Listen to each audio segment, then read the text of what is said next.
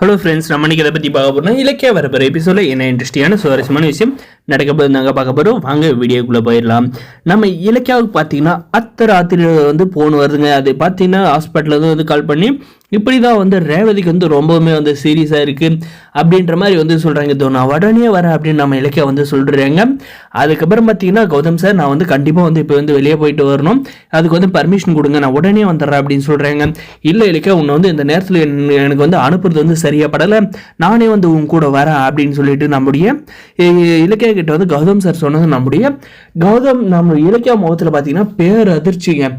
என்ன இவர் வந்து கூட வரேன்ட்டாரு, அங்கே வந்து கண்டிப்பாக வந்து ரேவதி இருக்கிறத வந்து தெரிஞ்சுக்கிட்டாருன்னா ஏன் இத்தனை நாளாக என்கிட்ட வந்து சொல்ல, நீ எதுக்காக வந்து இவங்களை வந்து பார்க்க வந்த அப்படின்ற மாதிரி 1008 கேள்வி கேட்பாரு.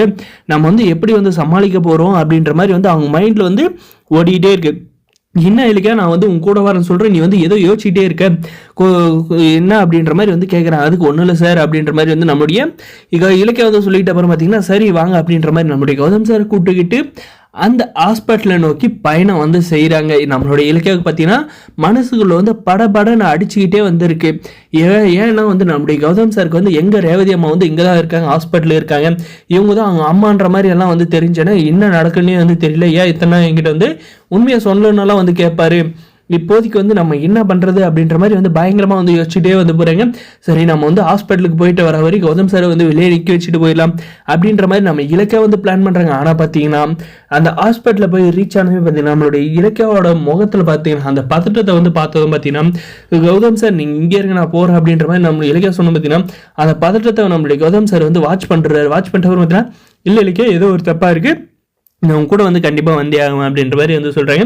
சார் நீங்கள் எதுக்கு சார் இந்த டைம்லலாம் ஹாஸ்பிட்டலுக்கு அப்படின்ற மாதிரி வந்து சொல்கிறேன். இல்லை, நான் வந்து உனக்கு துணையாக நான் கண்டிப்பாக வந்தே ஆகும் அப்படின்றாங்க. அதுக்கப்புறம் பார்த்தீங்கன்னா 2 பேர் வந்து ஹாஸ்பிட்டலுக்கு வந்து போகிறாங்க. அங்கே பார்த்தீங்கன்னா நர்ஸை வந்து பார்த்து என்ன மேடம் ஆச்சு நான் அவங்களுக்கு அப்படின்ற மாதிரி வந்து அவங்க இப்போ வந்து ரொம்ப சீரியஸ் கண்டிஷனில் இருக்காங்க, எதுவும் வந்து இப்போதைக்கு வந்து சொல்ல முடியாது, அவங்களுடைய வாழ்நாள் வந்து குறைஞ்சிக்கிட்டே வருது அப்படின்ற மாதிரி வந்து நம்ம இலக்கியகையில் வந்து சொல்கிறாங்க. அதுக்கப்புறம் பார்த்தீங்கன்னா அவங்கள வந்து பார்க்கறதுக்கு வந்து பதறி அடிச்சுக்கிட்டு ஓடுறாங்க நம்மளுடைய இலக்கியா.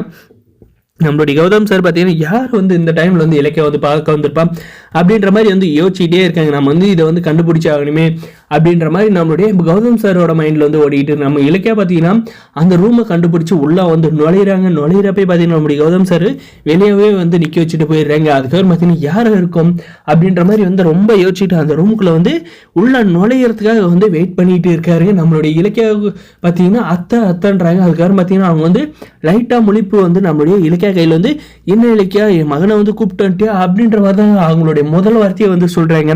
இதுக்கு நம்மளுடைய இலக்கியா வந்து எந்த மாதிரி பதில் சொல்றேன்னு வந்து தவிச்சிட்டு இருக்காங்க. வரப்போ எபிசோட்ல இது நடக்கும். இந்த